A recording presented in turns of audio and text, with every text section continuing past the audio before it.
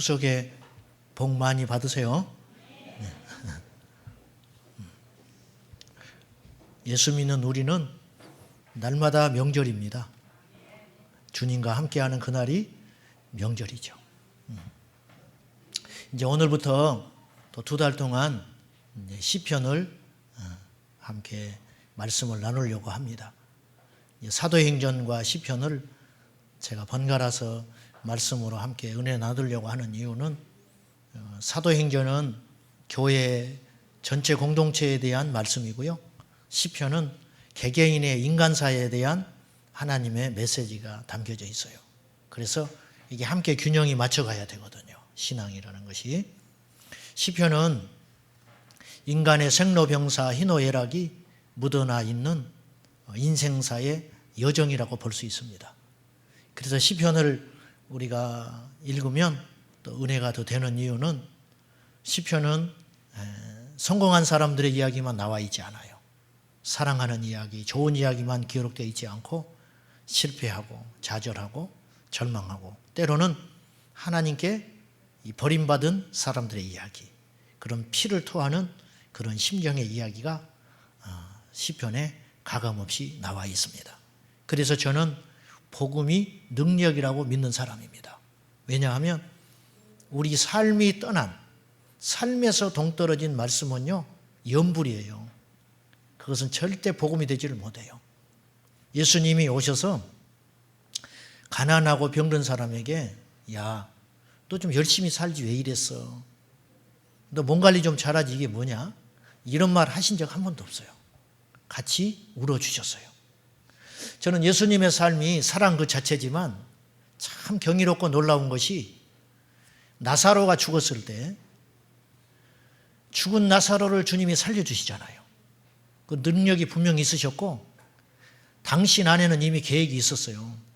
나사로를 살려야겠다는 계획을 갖고 계셨거든요.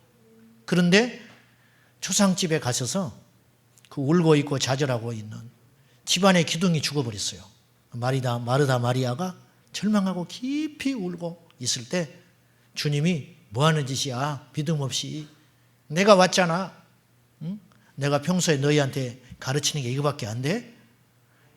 내가 못 일으킬 것 같아? 그렇게 말하지 않으세요. 주님이 울어주세요. 같이 우신다고요. 그러니 사람들이 그걸 보고 예수님이 정말 저 나사로를 사랑했구나. 같이 우시는 걸 보니까 자, 이것이 하나님 마음이에요. 그리고는 무덤가에 가서 나사로야 나오너라. 아니, 곧 살리실 분이 뭐하러 우시냐고요. 우리를 누구보다도 잘 아시는 분이 하나님이세요. 그 우리 인생사를 쉽게 논하기는 어려워요. 인생이 이렇게 단순하고 복잡하지 않잖아요.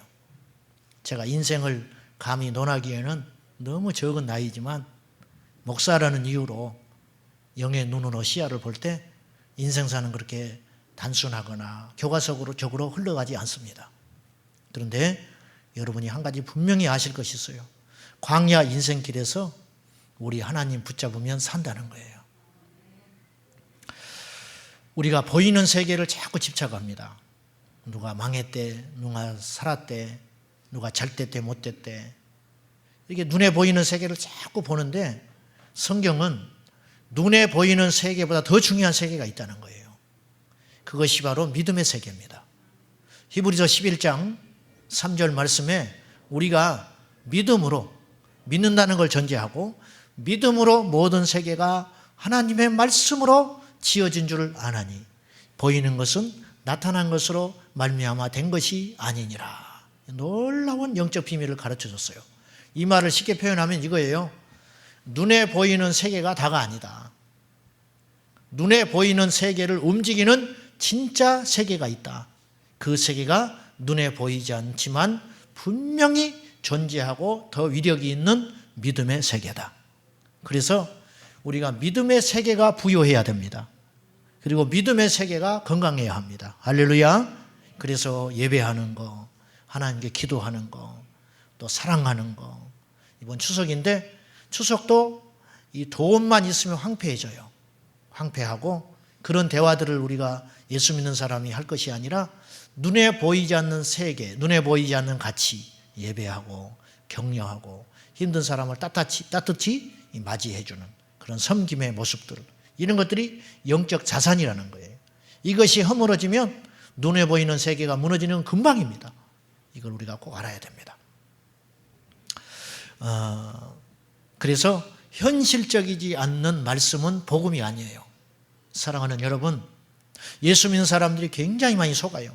뭘 속느냐? 믿는 것하고 세상살이를 구분을 한다고요. 예배 드려도 예배 드리고 나서 집에 가면 별것 없다 이거예요. 여전히 문제가 산적하게 남아있고 관계도 시련이 있고 뭐 있냐? 예수 믿어도 교회만 다니는 것뿐이지. 그렇게 생각하면 안 돼요. 여러분, 우리가 예배하고 하나님 말씀을 듣고 기도하면 이것이 내 삶의 능력이 되어서 이 에너지를 가지고 세상에 나가 실천하면 세상에도 능히 승리할 수 있습니다. 그래서 현실에서 떠난 말씀은 능력이 아니에요. 절대로 우리 예수님은 오셔서 피상적인 이야기 하신 적이 없어요. 우리 삶의 이야기, 가난의 이야기, 절망된 이야기, 질병의 이야기, 이런 이야기들을, 가슴 아픈 이야기들을 주님이 같이 떠맡아 주시고 울어주시고 식사하시고 만져주시면서 이런 것들을 해결해 주시고 답이 되어 주셨듯이 우리 주님이 우리 인생의 답입니다. 오늘 본문은 다윗의 이 고난의 시간에 기도하는 내용입니다. 우리가 젊었을 때는 고생스러워도 연세 드시고 나이가 들어가면 좀 삶이 편안해져야 돼요. 사실은. 그래야 승리하고 성공한 인생이 됩니다. 그것이 다는 아니지만, 그런데 오늘 다윗을 보면은 나이 먹도록 고난이 끊어지질 않아요. 이제 오늘 그 본문을 알 수 있는 내용이 있어요. 자, 다윗이 지금 오늘 본문에 극심한 고난과 시련을 당하고 있는 것 같아요. 무엇 때문에 그런지는 모르는데 그가 나이 먹어서 지금 고통을 당하고 있습니다. 7절을 한번 보세요. 7절. 여호와여, 내 젊은 시절의 죄와 허물을 기억하지 마시고 주의 인자하심을 따라 주께서 나를 기억하시되 주의 선하심으로 하옵소서. 내 젊은 시절의 죄와 허물을 회개하는 내용으로 봐서 지금 나이가 먹었다는 거예요? 젊다는 거예요? 지금 나이가 들 만큼 들었다는 거예요. 그런데 이 다윗이 당한 고난과 시련을 엿볼 수 있는 장면이 나와 있습니다. 16절과 17절입니다. 우리 같이 한번 봅시다. 시작. 주여, 나는 외롭고 괴로우니 내게 돌이키사 나에게 은혜를 베푸소서. 내 마음에 근심이 많사오니 나를 고난에서 끌어내소서. 다윗이 몹시 외롭다는 거예요. 외로우시죠? 인생이 외로워. 외롭고 괴롭고, 그리고 내 마음에 근심이 보통 많은 게 아니에요. 잠도 오지 않고 눈 뜨면 머리가 아프고 이런 일이 지금 있다는 거예요. 아마 오늘 본문으로 내용으로 봐서는 추측하기 어려운데 그의 아들 압살롬이 아버지를 죽이려고 칼을 들고 덤벼드는 그런 시점들이 아닌가. 나이 먹어서 그는 그런 시련을 당했거든요. 맨발로 왕궁에서 쫓겨나는 그런 처참한 시간이 있었어요. 그런데 우리가 다윗을 실패했다고 하지 않아요. 다윗을 믿음의 사람이라고 고백합니다. 그리고 우리도 다윗처럼 되기를 원하잖아요. 다윗의 그 믿음, 다윗의 그 승리한 모습들 흠모하고 부러워하지 않습니까? 그래서 아들 이름을 다윗이라고 진 사람도 있어요. 다윗. 믿음은 해석입니다. 해석. 무슨 말이냐면 어떤 사건을 어떻게 보고 받아들이느냐. 이거 대단히 중요합니다, 여러분. 여수, 요즘에 제가 어떤 아티클을 읽었는데 굉장히 감동을 받았어요. 여수 은현교회라고 있대요. 이 목사님이 김정명 목사님인데 이분이 조기 은퇴를 했습니다. 오래전에. 왜 은퇴하셨냐? 왜 이렇게 일찍 은퇴하십니까? 소위 말하는 이분은 목회에 성공한 분이에요. 교회도 크고 지방에서 아주 존경받는 목사님이에요. 근데 왜 이렇게 빨리 더 일하셔도 되는데 은퇴를 하십니까? 그랬더니 부끄러워서 빨리 은퇴해야 된다. 이 시대의 목사님들이 사람들의 존경을 받지 못하니 내가 너무 부끄러워서 이 자리에 있을 수가 없어서 일찍 은퇴하겠습니다. 그리고는 깨끗이 은퇴했어요. 전혀 과징하지 않고. 은퇴할 때 특이한 게 이제 다른 분이 그 교회에 오셔야 되잖아요. 조건을 걸었어요. 보통 뭐 세상의 기준 안 본다 하지만 사실 다 따져봅니다. 그래서 학벌이 어쩐지, 설교를 잘하는지, 심지어는 식솔들이 몇 명이 되는지, 고향까지 따져요. 사실은. 근데 이 목사님은 그런 세상적인 기준을 다 버렸어요. 저는 관여하니 안 하지만 몇 가지 기준으로 이런 분을 목사님으로 우리 교회 내 후임으로 모시면 좋겠다. 그 기준이 첫째가 소유하지 않는 목사님. 재산 없는 분. 첫째가. 두 번째는 하루에 3시간씩 기도할 수 있는 분. 예. 세 번째는 자기 교회를 지금까지 2년에 한 번씩 개척을 해줬대요. 교회를 떼서. 그래서 그 정신을 계승해서 이해하고 실천할 수 있는 목사님. 이제 그 외에 자지구레한 게 있어요. 아주 구체적으로. 나는 못 가겠더라고. 나는 하루에 3시간을 못해. 가서는 하겠지만은 가기 위해서는 모르겠어요. 받아주지 않아. 그런데 이분이 진짜 믿음으로 사는 분이에요. 하루는 그 위안부가 우리나라 그 옛날에 일제 그런 아주 만행을 당했잖아요. 근데 어느 날 기도하는데 하나님이 우리는 떳떳하냐 그러더라요. 우리는 떳떳하나. 베트남에 우리나라 군인들이 파병돼가지고 못된 짓 많이 했거든요. 그것이 생각났어요. 그래서 이분이 베트남에 갔어요. 베트남에 가서 사죄했어요. 가족들을 만나서 그 버리고 온 그 자식들, 그들을 만나서 위로하고 사죄하고 한국 목사로서 내가 너무 부끄럽게 생각한다. 5.18 민주화 운동하면서 고통당했던 그 유족들을 만나서 위로했습니다. 장기수들, 이제 북한에서 이렇게 내려와가지고 옛날 6.25 사변 때 잡혀서 끝까지 전향하지 않은 장기수가 있어요. 그 사람들을 찾아서 복음을 전하고 격려하고. 그래서 절기헌금을 하면 그런 데로 더 쓰는 거예요. 대단한 목사님이죠. 이렇게 훌륭한 목사님, 예수님 닮은 목사님인데 이분도 고통이 있어요. 교회를 지으려고 예전에 이렇게 땅 부지를 사놨는데 건축위원장 하는 장로님이 그 땅을 팔아먹고 도망가 버렸어요.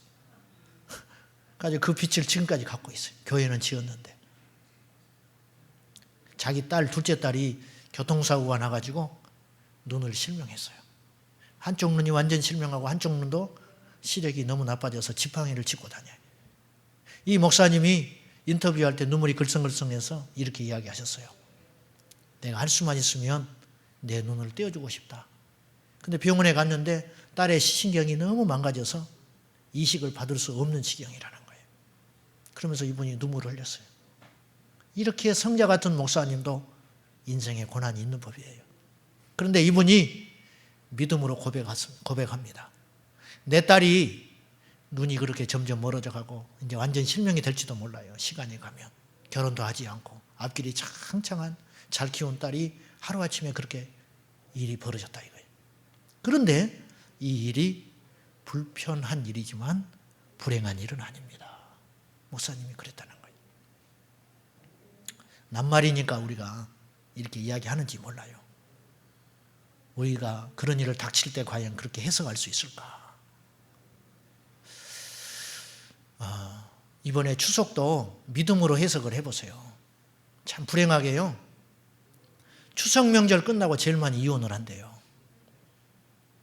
추석 명절 끝나고 추석 구정 지나고 제일 많이 이혼한다는 거예요. 평소에 이제 갈등이 있었던 사람들이 시월드 갔다가 오면서 차 속에서 한마디 안 하고 오는 거예요. 못마땅하니까. 저는 이런 사람도 봤어요. 구정 때 싸워가지고 추석 가기 전까지 말 안 한 부부도 있었어요. 그러니까 추석 때 말했대. 추석 때, 구정 때 싸웠다가 한마디 않고 살다가. 왜냐하면 추석 때 어쩔 수 없이 가야 되니까 가서 이제 표 안 내야 되잖아요. 싸운 것 같지 않아야 되니까 어떻게 말을 하다 보니까 이제 풀렸어. 좀 슬픈 자화상이죠. 지금 세상에 언론이나 텔레비전에서 매일 그런 거 방영합니다. 시어머니 갈등을 피하는 법.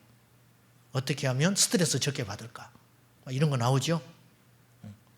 추석 되기 전에 제일 많이 팔리는 물품 중에 하나가 기부수래요. 기부수. 가짜 기부수. 추석 전에 제일 많이 팔리는 이렇게 매출액이 갑자기 뛰는 것 중에 하나가 반깁수, 가짜 기부수. 왜 그러냐 그랬더니 이제 동요 메고 가는 거야. 그래서 힘들어서 일 못하고 빨리 가야겠다고.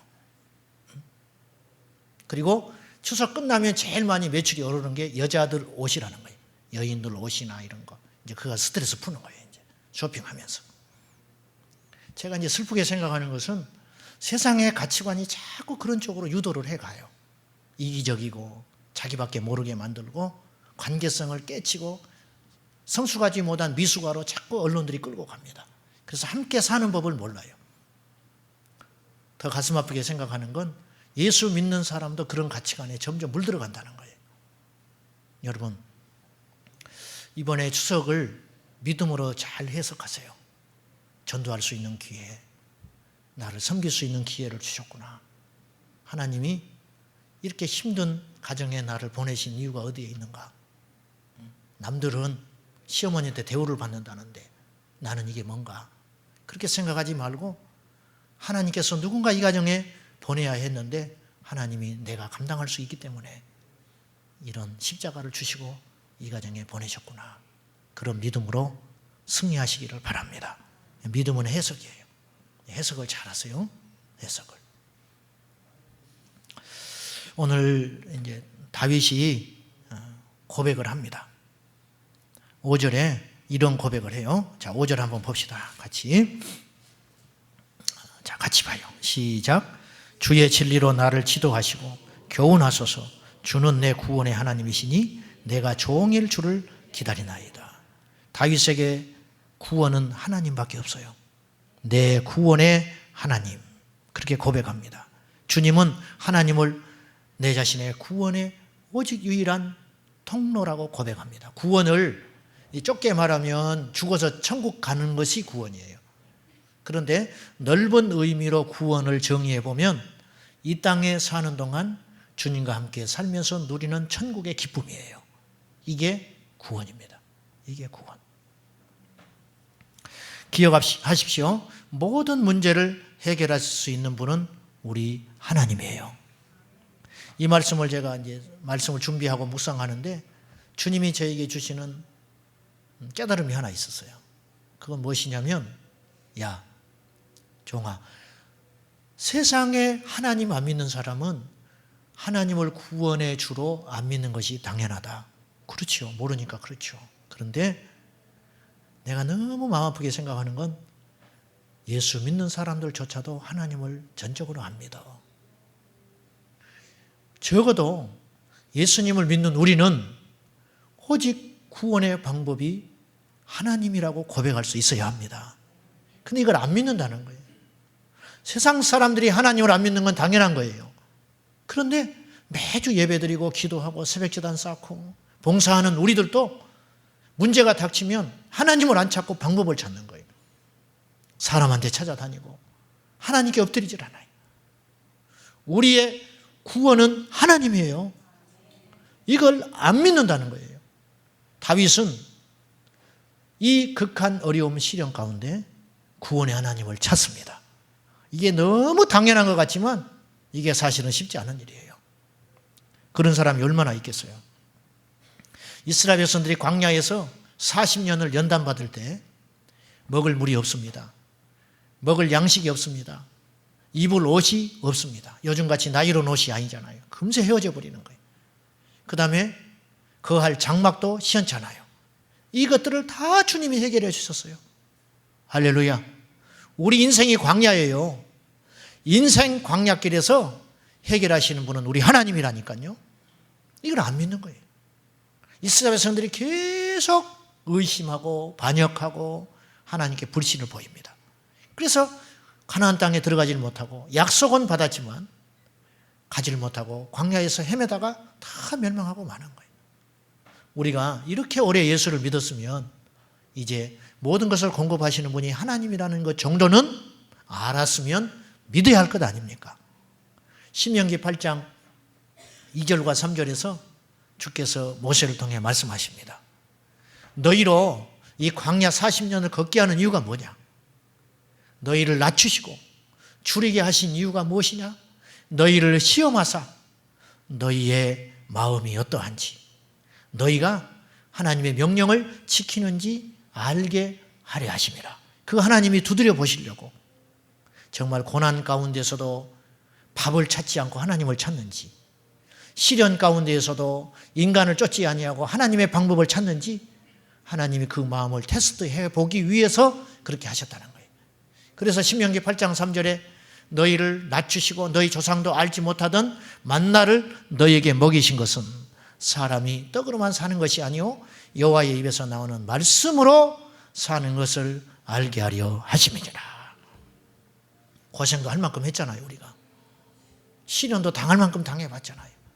그러면 이제 떡을 취하는 인생이 되지 말고 하나님을 찾는 인생이 되어야 한다는 거예요. 다윗은 노년이지만 시련이 왔지만 이 믿음의 원칙을 배웠어요. 그래서 다윗은 구원의 하나님을 찾습니다. 그리고 다윗은 승리합니다. 이 원리는요, 모든 사람들에게 통합니다. 목사하는 목회하는 목사에게나, 장사하는 여러분들이나, 가정주부나, 대통령이나 왕이나 종이나, 남녀노소, 시대를 불변하고 영원히 변하지 않는 원칙이 있어요. 우리 하나님을 붙잡으면 산다는 거예요. 다윗이 이것을 우리에게 말씀하고 있어요. 이것을 죽기 직전에 깨달으면 필요가 없어요. 이 땅에 쓸데없는 고생만 하고 가는 거예요. 젊은 날에 깨달아야 돼요. 어려울 때 깨달아야 돼요. 오늘 깨닫는 저와 여러분 되시기를 축원합니다. 제 아는 선배 중에 포항 출신의 목사님이 계시는데 이분은 굉장히 심한 말더듬입니다. 포항 꼴짝에서 예수 믿고 불을 받았어요. 집안에 아무도 예수 안 믿었어요. 불을 받으니까 목사가 되고 싶어 죽겠는 거예요. 그래서 신학대학에 가서 목회를 한다고 그러니까 동네 사람이 다 비웃었어요. 야, 대한민국에 다 목사가 돼도 너는 못해. 야, 말더듬이가 어떻게 목사를 하냐. 말을 이렇게 심하게 더듬는데. 근데 이분이 학교를 왔어요. 집안 반대 무릅쓰고 조롱 무릅쓰고 학교에 왔어요. 장신대 뒤에 가면 아차산이 있거든요. 네. 그런데 거기 가서 이분이 날마다 산기도를 했어요. 왜? 자기가 말을 더듬으니까. 하나님, 내가 이거 가지고는 목회를 못합니다. 전도사님을 나갔는데 그래서 저하고 같이 2년 동안 계셨어요. 그분이 중등부를 맡고 내가 고등부를 맡았는데 신기한 일이 벌어지는 거예요. 회의할 때 이분이 말을 더듬어요. 교사들하고 회의할 때. 예배 드리기 전에 아침에 회의하거든요. 교사들하고. 강대상만 딱 올라가면 말을 안 더듬어 버려요. 그러니까 이분은 50점 먹고 들어가는 거예요. 그분을 보면 그냥 은혜스러워. 은혜스러워. 뭐 설교를 잘해서 은혜스러운 게 아니라 기적이야, 그거 자체가. 어른 설교도 가끔씩 했어요. 솔직히 나보다 설교도 못했어. 근데 사람이 나보다 더 큰 은혜를 받는 거예요. 제가 할 때보다. 왜? 이분은 서 있는 것 자체가 기적이고 은혜라요. 말 더듬이가 과거에 더듬었는데 지금 괜찮다고 증명할 길이 없잖아요. 내려오면 더듬어 버린다니까요. 강례상에서. 서면 안 더듬어. 그러니 이건 누가 하신 일이에요? 하나님이 하신 일이에요. 여러분, 하나님 살아계셔요. 지금 고향에 포항에 가서 목회하시는데 몇 년 전에 그쪽에 제가 갈 일이 있어서 한번 일부러 만났어요. 너무 감사한 게 그때 그 초심이 여전하시더라고. 새벽 기도를 3시에 한대. 왜 3시에 하냐고 그랬더니 그 뱃사람들이 많아가지고 그분들은 3시에 나간대요. 배를 타러. 그래서 3시에 새벽 기도하고 간대요. 그러면서 너무 하나님 은혜에 감사하고 행복하게 목회하고 계셨어요. 오늘 다윗이 결심합니다. 2가지를 결심하는데요. 이 결심이 우리의 결심이 되었으면 좋겠어요. 첫째는 주님만 기다리고 주님만 바라보기로 결심을 해요. 자, 1절 봅니다. 1절 여호와여 나의 영혼이 주를 우러러 보나이다. 주님만 바라보겠다는 거예요. 주님만. 또 21절 내가 주를 바라보니 그랬죠? 21절 내가 주를 바라보니 성실과 정직으로 나를 보호하소서. 지난주에 우리가 말씀 나눌 때 제가 이 광염교회 조현삼 목사님 이야기를 하면서 이분이 인생에서 제일 첫째 복이 예수님 만난 복이고 두 번째는 이 말의 중요성을 깨달은 것이 제일 큰 복이라 제가 그랬죠. 그래서 이제 우리가 하루에 날에 이름을 정하자 그랬잖아요. 그래서 우리 교회 밴드에 보면 그 승리한 이야기가 올라와요. 오늘 여러분이 어떤 이름으로 날을 정하고 시작하느냐에 따라서 그날 하루에 이 컬러가 달라진다는 거예요. 다시 또 추석 이야기하면 이번 추석에 이름을 정하세요. 어떤 이름을 정하냐면 스트레스 받는 추석. 그러면 계속 스트레스 받아요. 그날. 열받는 추석. 그러면 계속 열받을 일이 생길 거예요. 차도 막히고 가는 곳마다 차도 막히고 가는 곳마다 짜증만 나는 사람 만나고 핸드폰도 잃어버리고 막 그런 일이 생길지 몰라요. 짜증나는 걸로 시작하면 그렇게 되는 거예요. 그런데 이번 추석을 기쁨의 추석, 섬김의 추석, 순종하는 추석 그렇게 정하면 기분 좋고 나를 통해서 복받는 역사가 일어난다는 거죠. 그래서 이 말이 대단히 중요하다는 거예요. 그런데 말만큼 중요한 게 뭐냐면 무엇을 바라보느냐가 달라요. 우리 인생에 무엇을 바라보느냐. 존 맥스웰 목사님이라고 미국의 그 리더십의 전문가 목사님이 계셔요. 이분이 미국의 그 이 산악지대를 자기 성도님들과 함께 차를 타고 둘이 한 30km를 간 적이 있었대요.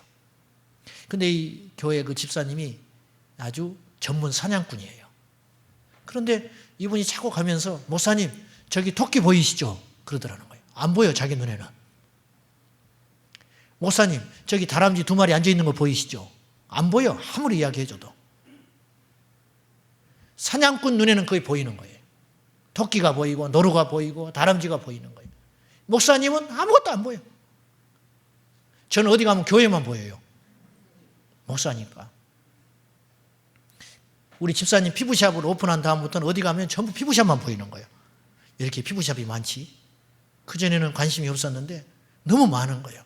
이렇게 많은데 장사가 될 수 있을까? 또 쓸데없는 걱정이 생기는 거예요. 사람의 마음에 무엇을 바라보느냐는 우리 인생을 이렇게 달라지게 만든다는 거예요. 다윗이 환난을 만났는데요. 환난을 보지 않고 주님을 바라보기로 결심한 거예요. 우리 집은 이렇게 작지? 정말 집에 오기 싫다. 그러면요. 계속 집에 오기 싫은 일이 벌어지는 거예요. 그러지 마세요. 집은 크기로 말하는 게 아니에요. 집은 사랑과 믿음의 크기가 있어야 되는 거죠. 우리 인생이 마찬가지라는 거예요. 다윗이 어떤 경우에도 주님을 바라보고 기다리기로 결심한 거예요. 내가 주님을 바라봅니다. 내가 주님을 기다립니다. 다윗은요. 기다리는 데는 명수거예요. 명수. 아주 고수라고요. 어릴 때 양떼를 치면서 들에서 아침에 이슬을 맞으면서 새벽에 오기를 간절히 기다립니다. 왜? 아침이 되면 쉴 수가 있으니까. 밤새껏 양을 지키다가 밤에 뜬 눈으로 지내다가 새벽을 기다립니다. 그는 사무엘에게 어릴 때 기름 부음을 받아요. 장차 이스라엘의 왕으로 하나님이 택한 겁니다. 그런데 35년이 지난 다음에 다윗을 하나님이 왕으로 만드셨어요. 참 이게 아이러니가 왜 하나님이 그렇게 미리 기름을 부으시고 35년을 기다리게 하시냐 그 말이에요. 사울은 즉시 기름 부음 받고 왕 되거든요. 근데 이 차이가 커요. 이 35년 동안 하나님이 다윗의 인격을 넓히시고 실력을 넓히시고 마음을 넓히시고 담대하게 만드셔서 왕으로 만들어 가시는 작업이 35년 기다린 거예요. 다윗은 35년을 기다렸어요. 10년 동안 사울에게 쫓겨다닙니다. 10년 동안 다리 뻗고 잔 적이 없어요. 어디서 다윗이 나타났다 그러면 사울이 군사를 일으켜서 잡으러 갑니다. 사방이 적이에요. 사방이 적. 그를 죽일 수 있는 기회가 여러 번 있었죠. 그 부하들이 다윗에게 실망한 적도 있었어요. 죽이라고. 자기 섬기는 대장이 왕이 되어야 자기들도 이제 세상이 풀릴 거 아니에요. 다윗이 안 죽여요. 안 죽이는 이유, 하나님이 기름 부은 자를 내가 죽일 수 없다. 기다리는 거예요. 기다려. 내가 손에 피 묻히지 않는 거예요. 하나님의 시간을 기다리는 거예요. 하나님의 타이밍. 이게 믿음입니다. 이스라엘 백성들이 광야 나와 송해가 앞에 있을 때 뒤에는 애국 군사들이 쫓아오고, 그때 믿음이 뭐냐면 기다리는 거예요. 잠잠히 있으라. 우리가 지금 여러분이 오늘 예배 오신 분들 중에 길이 안 보이는 사람이 분명히 있어요. 욥처럼 앞으로 가도 하나님이 안 계시고 뒤로 가도 안 계시고, 오른쪽으로 가니까 왼쪽에서 그분이 일하시고 왼쪽으로 가니까 오른쪽에서 일하시고. 그런데 욥이 하나를 고백합니다. 나는 다른 건 다 모른다. 그런데 하나를 아는데, 그가 나를 단련하신 후에는 내가 정금같이 나오리라. 이건 알고 있었다는 거예요. 주님을 바라보고 기다리세요. 하나님의 시간이 반드시 옵니다. 그런데 무조건 기다리면 안 돼요. 믿음으로 기다려야 돼요. 믿음으로 인내하고 기다리고. 인내하는 것이 실력이고 믿음이에요. 할렐루야. 믿음은 인내하는 겁니다. 울며 씨를 뿌리는 자는 반드시 결실해요. 한 1년 기다려 보셨죠? 한 10년 기다려 보셨나요? 한 30년 기다리셨나요? 인내가 깊을수록 하나님이 나를 쓰시는 강도가 커져요. 환난이 클수록 하나님이 내게 주시는 복도 크다고요. 너희가 이 땅에서 환난을 당하고 핍박을 당하고 욕을 먹거든 기뻐하고 즐거워해라. 하늘에서 너희의 상이 큼이라. 그랬잖아요. 스데반 집사님이 돌에 맞아 죽어갑니다. 사도행전 7장에 보면은 최근에 이슬람권에서 예수 믿는 사람들이 실제로 돌에 맞아 죽어가는 장면이 영상에 있어요. 여러분, 말이 그렇지요? 성경에 스데반이 돌에 맞아 죽었다. 뭐 돌에 맞아 죽었는가 봐. 순교한테 하셨네. 여러분, 그렇게 볼 게 아니에요.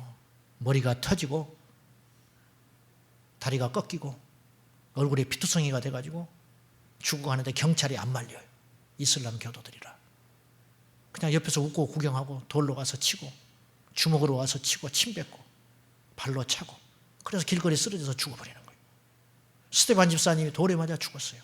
비참하게 죽어갔어요. 그때 스데반 집사님은 하늘을 열어서 주님을 봅니다. 그때 예수님께서 보좌 우편에서 일어나시는 걸 봐요. 자, 보세요. 군중들은 스데반을 봅니다. 그래서 분노합니다. 꺾이지 않네. 저는 끝까지 고집부리네. 그러나 스데반은 군중을 안 봐요. 스데반은 주님을 봅니다. 이게 믿음이에요. 그때 주님을 바라봤을 때 스데반은 위대한, 역사상 가장 위대한 기도를 할 수 있었어요. 주님, 이 죄를 저들에게 돌리지 마십시오. 그리고 자지라. 성경에는 잤다 그랬어요. 죽었다고 하지 않아요. 천국으로 주님이 데려가신 거예요. 깊은 안식으로 데려가신 거예요. 예수 믿는 우리는 미운 사람이 있으면 안 돼요. 미운 사람이 왜 있습니까? 예수 믿는 사람이? 아니, 용서하지 못할 사람이 누가 있어요? 여러분이 억울한들 스데반 집사님만큼 억울하세요? 누가 와서 돌로 때려 죽입니까? 여러분 자식을 죽였나요? 왜 성경의 인물들을 안 닮으려고 하십니까? 그들은 너무 높아서 고차원적인 삶을 살아서 따라갈 수 없나요? 그들도 배신당하고, 그들도 미운 사람이 있었고요, 그들도 가난했고요, 그들도 질병 가운데 일찍 죽는 사람도 있었어요. 그들과 우리의 차이가 있다는 거예요. 그들은 끝까지 주님 바라봤다는 거예요. 죽는 순간에도. 우리도 그렇게 될 수 있어야 합니다. 그리고 그렇게 될 수 있어요. 아멘. 어렵다고 말하지 마세요. 믿음으로 승리할 수 있습니다. 주님은 우리에게 감당하지 못할 시험을 주시지 않은 것처럼 감당하지 못할 믿음을 요구하지 않아요. 능히 할 수 있어요. 우리가 게으르고 악하고 마귀에게 속아가지고 세상의 사상과 이론에 철학에 속아가지고 자꾸 믿음으로 살려고 하지 않기 때문에 그렇지, 우리도 능히 믿음으로 승리할 수 있다는 겁니다. 주님을 바라보니 원수도 사라졌어요. 주님을 바라보니 미운 자도 사라졌어요. 그리고 주님을 기다립니다. 이게 다윗의 고백이었어요. 마지막으로 다윗이 이 결심을 합니다. 죄된 삶을 버리겠습니다. 이렇게 결심을 해요. 자, 25편, 시편 25편 18절 나의 권고와 환난을 보시고 내 모든 죄를 사하소서. 15절에 내 눈이 항상 여호와를 바라보면 내 발을 그물에서 벗어나게 하실 것입니다. 이 그물은 환난이 될 수도 있고 죄의 덫이라고 볼 수도 있어요. 계속 가는 곳마다 그물이 기다리고 있어요. 제가 설교를 해놓고 또 마음으로 죄짓는 경우들이 많아요. 설교 끝나고 집에 가서 믿음의 본을 보이지 못할 때가 참 많아요. 애한테 혈기 내고 게으르고 그런 모습들이 많이 있어요. 인간은 그렇게 약한 존재들이에요. 사방의 그물이 나의 발목을 잡고 있어요. 다윗이 결심을 합니다. 내가 하나님 앞에 깨끗한 인생 살겠다고, 정결하게 살겠다고, 회개하고 정리하고 살겠다고 결심해버리는 거예요. 자, 어떻게 보기에는요, 고난이 오는데 내가 회개하는 게 무슨 도움이 됩니까? 고난이 오면 방법을 찾아야지요. 그런데 다윗은 고난이 올 때마다 회개합니다. 이게 믿음의 원칙이에요. 자, 고난이 오면 회개해야 합니다. 고난이 오면 방법을 찾지 마세요. 고난이 오면 회개해야 돼요. 왜 회개가 중요하냐면 회개하면 주님이 내 안에 오셔요. 주님이 오시면 되잖아요. 감옥에 갇혀 있는 춘향이가 누구만 오면 돼요. 응? 누구만 오면 돼. 이도령만 오면 돼. 이도령만. 응? 뭐 어떤 사람 필요 없어요. 응? 돈이 필요 없잖아요. 춘향이가. 의사또만 오면 되는 거예요. 이도령이 의사또 돼서 오면 되는 거예요. 아니, 마패 하나만 들고 와도 그렇게 위력이 있는데 주님이 우리 안에 오시면 우리가 능치 못할 일이 뭐가 있겠어요? 믿으시죠? 그래서 주님이 오기 위해서는 통로를 만들어야 한다는 거예요. 그 통로가 정결함입니다. 거룩이에요. 여러분, 절대 하나님 기뻐하지 않는 거 쫓으면서 형통할 걸 기대하지 마세요. 그건 기도해도 헛된 기도입니다. 하나님 받지 않아요. 너희가 재물을 가지고 와서 드리다가 사람과 불화한 일이 있거든 바칠 필요가 없다. 그건 바쳐도 받지 않는다. 순서가 필요한 거예요. 믿음에는 순서가 있고 믿음에는 순리가 있다는 거예요. 하나님이 우리에게 주시는 믿음의 원리는 무엇이냐? 정결해라. 정결하면 풀어진다. 회개하면 풀어진다. 다윗이 범죄한 후에 하나님 앞에 간절히 기도했을 때 주님이 다시 다윗을 마음에 품어주세요.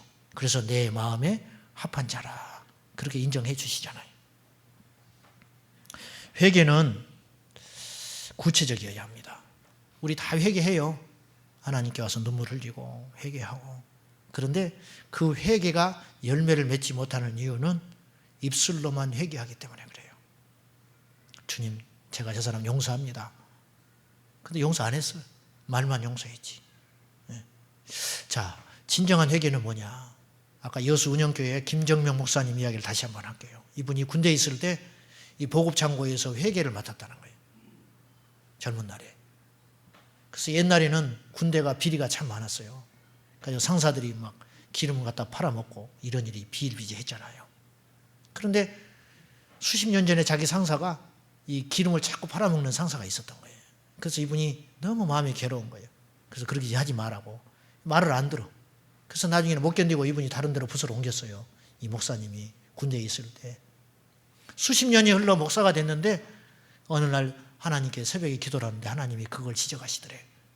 너 회개했어? 아니, 내가 그거 훔친 건 아닌데요. 너는 죄를 방조했잖아. 그거 옆에서 가만히 있었잖아.